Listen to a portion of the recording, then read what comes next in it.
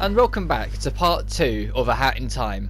This time, we're going to help out Mustache Girl with her little plan to take down the Mafia, but first, we've got to do this little mission to get there. I usually forget about this mission, so as when I went to start recording, I spotted it and went, oh yeah, that one, because it's not an elaborate mission, it's very simple, but we do get to see Hat Kid in this adorable little raincoat.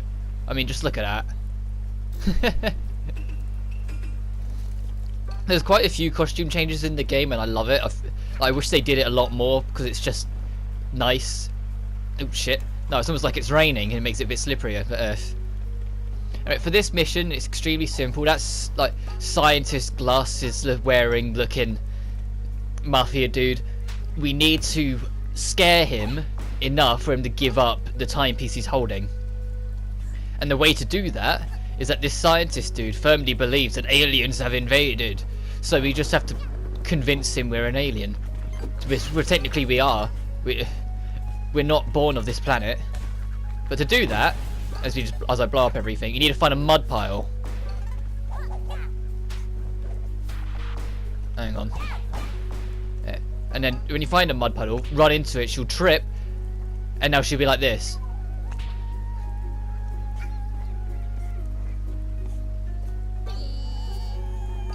And see, all the Mafia guys are scared of it, but you're looking for the scientist dude.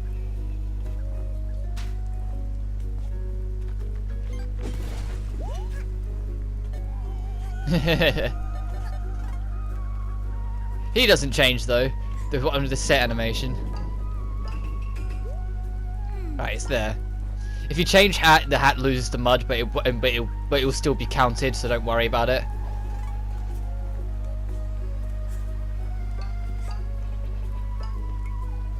Oh, well, there's that right there anyway. It's slimy space alien. Mafia's a spaceship. Mafia knew all along. Mafia is invaded by aliens. I mean, that's one way to react. This is an alien. Calm down. And he's gonna run away, and this becomes the challenge, so to speak. It's a little platforming challenge of just following him around as he goes through increasingly elaborate platforming. You might remember this section. I explored it last part when I was sort of highlighting the area, but this is what I meant by oh, that's handy.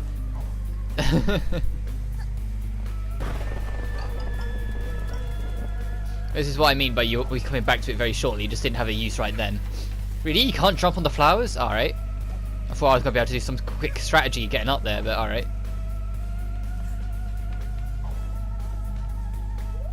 There we go. And that's it.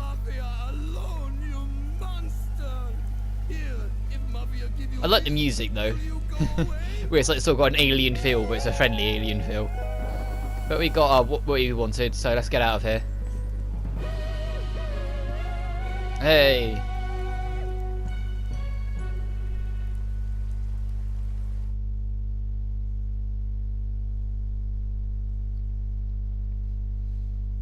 Even the load screen I kind of like with how animated it is.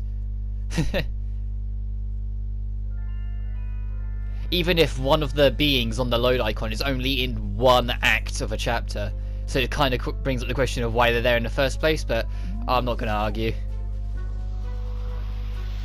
And now we've done She Came From Outer Space. We should be able to, yeah, we get our down with the Mafia boss. Our first proper boss in the game.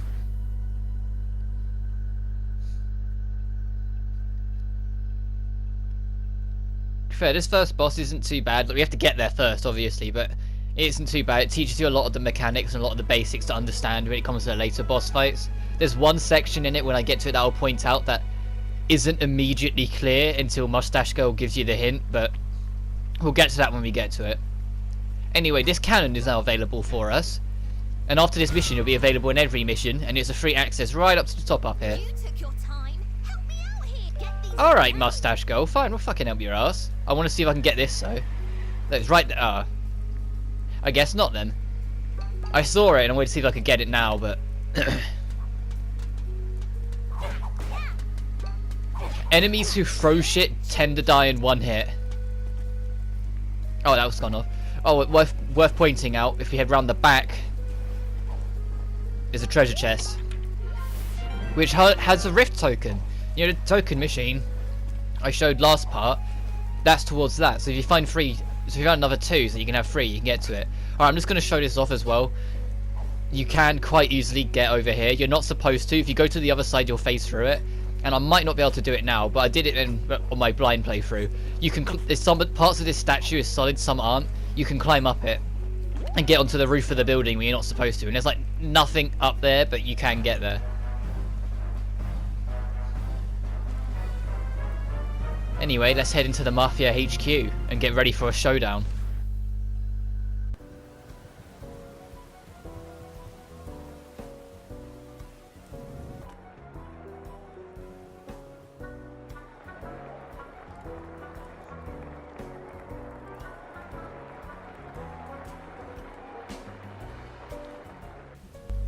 I love the music and general feel of this place. It's a shame you only spend 1 mission in here, but I like the way they've handled this. Oh. Right, the only reason I'm going to him now is because I'm pretty sure at this point he'll sell the, the badge pin, so we can carry 2 badges. We can't buy another one yet because of this. But it's nice to have, so... Because that's 100, and that's the one on probably next get. But it's nice to have. Anyway, our objective, we need to get that key. Which, unfortunately, we need something to way to switch down to get. And because Mustache Girl is not helpful at all, we can't just get it. And there's another free rift token right there if you can go walk into the bathroom. Oh, the gentleman's bathroom. Oh, bad hat, kid. That's the wrong toilet. What's this say? It looks like it only takes local currency, and as if you got to stop by the Bureau de Change.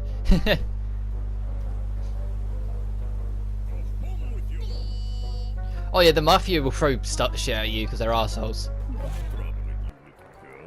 Mafia not know what child drink. Whatever problem is, Mafia sure you can deal with it. You look like tenacious type, not leave problem alone.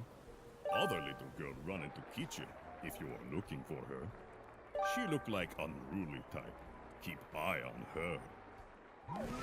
Is that foreshadowing I sense? To be fair, they don't really keep it subtle. It's in the title screen. Mustache Girl, 1 point or another, will become evil.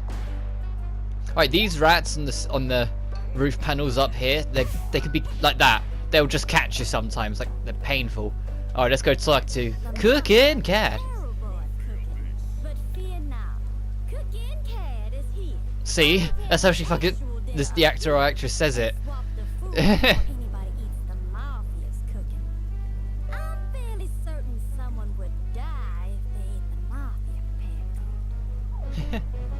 Right, these heavy buckets is what we need for the switch. So hop on down and start heading over. See, and then we can go over and get the key. And then we can head over to the kitchen to open the back door.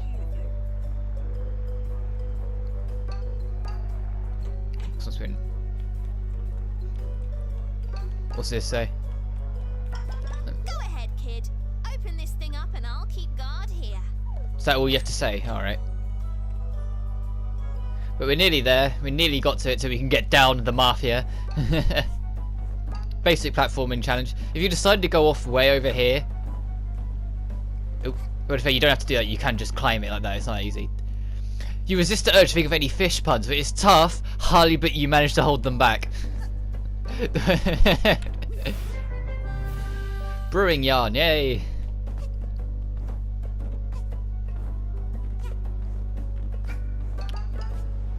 Right, nearly there. Just hop through here.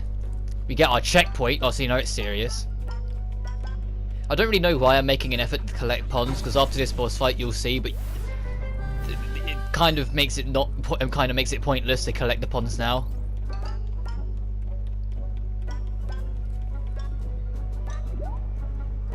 Let's get these. Then let's head over to the Mafia boss.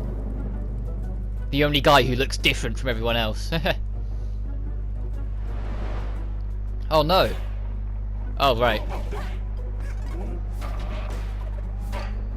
I only just noticed she's still got a raincoat on even though we're inside. She didn't take it off. mean, it's fair enough. He's lashing it down outside. You're not going to take it off if you're going to be going back out afterwards. But here's our Mafia boss, whose face also doesn't emote. In Mafia Town, it's been raining with timepieces. This guy's voice actor, he's fine. He just seems to have this issue of like how close he is to the mic when he does his lines. Like, sometimes he's closer in some bits than others, so the volume keeps changing. This piece belongs to the Which is, he isn't the only person to seem to have that trouble. There's a couple other voices. Like even Hat Kid has it. When you're doing the count up, when she reaches 5, she says 5 far louder than anyone else. But anyway, first boss. Well, first proper boss.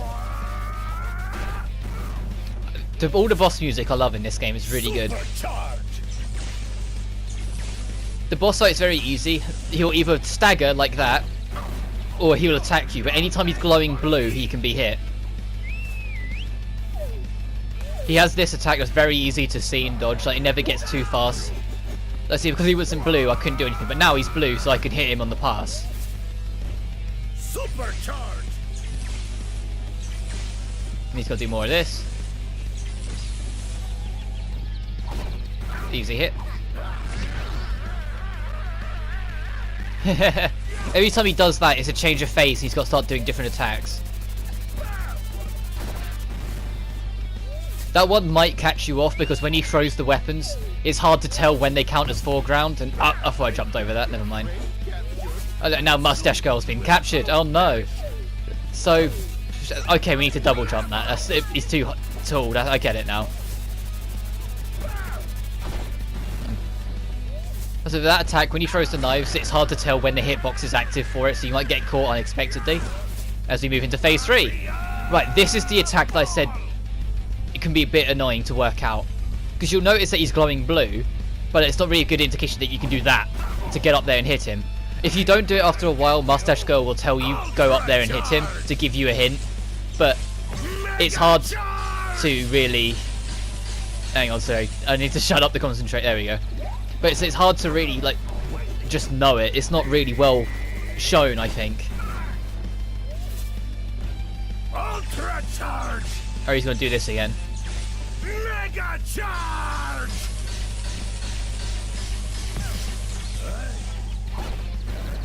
There's a badge you can get in the game called One Hit Hero that when you equip it, makes it so one hit will always kill you.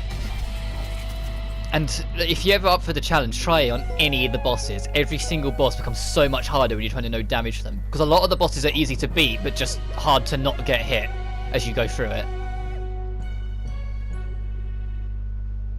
Right, I'm going to shut up because it's a sort of important cutscene.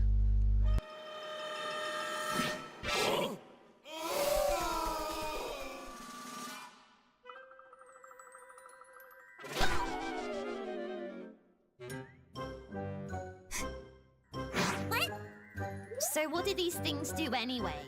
Are they some sort of rare collector's item for nerds?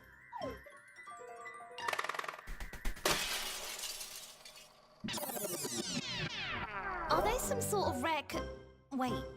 Huh?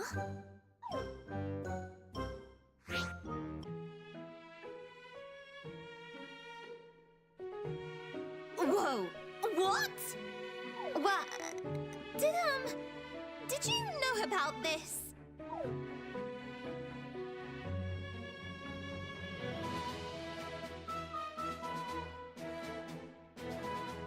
This is crazy!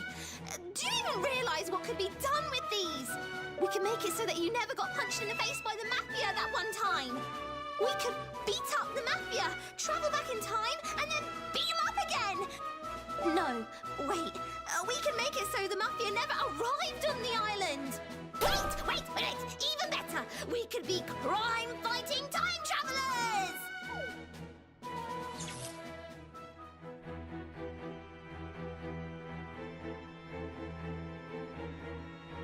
Wait, what? This doesn't make any sense. You have all this power, and you're not going to use it to fight evil?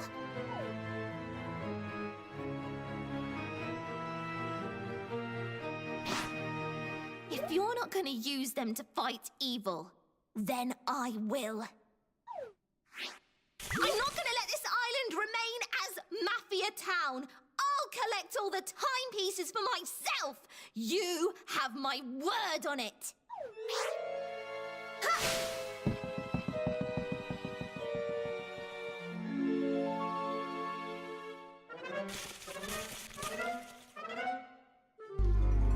Mustache Girl has pickpocketed half your pawns, and that is why I said don't bother collecting them too much, because it doesn't matter how many you get, they're getting nabbed.